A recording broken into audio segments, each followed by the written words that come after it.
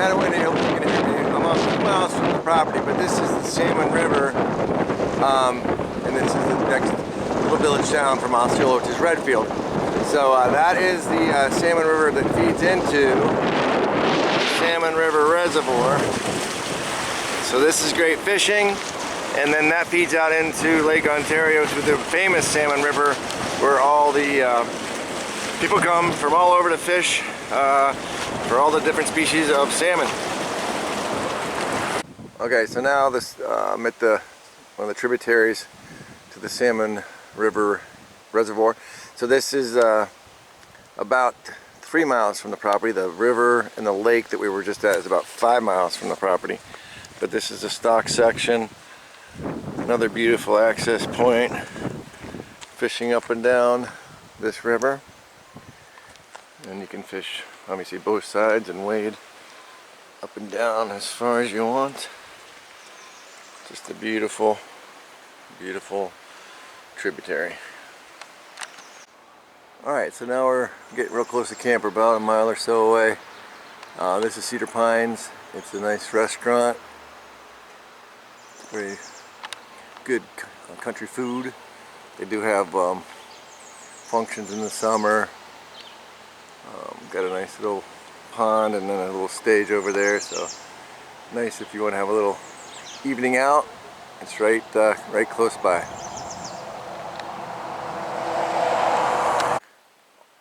Okay, now we're at the point where the paved road ends right here, and just over there it goes to gravel, but there is a parking area here.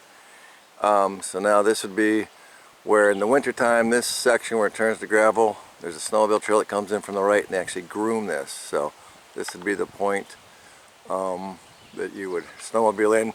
You can also park back at the restaurant, which is just down the road, or you can park here. There's always parking. That's again just for winter access.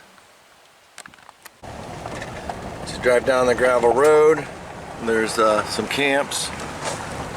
Everybody's kind of got their own little space out here, but it's the power, as you can see on the right here, they are bringing power down this road, so there's a chance they'll continue this on with enough people signing up for service.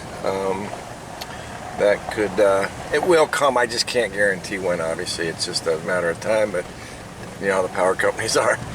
But now we're driving back, and this is the road back to camp.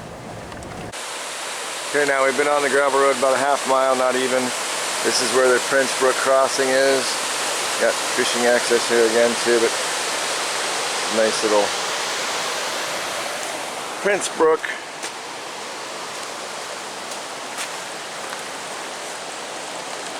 And then we'll continue down the old gravel road to the property. Okay, so we've come about a mile down the gravel road.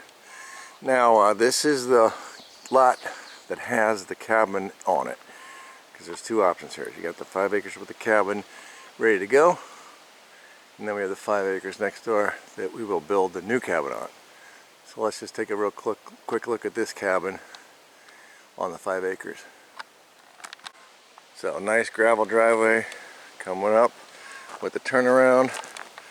Got the old outhouse, nice little fire pit, and then the cabin sits right here.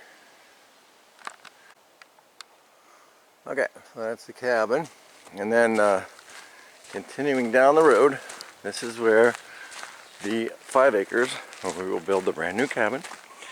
Starting right here, there's the red is a corner pin.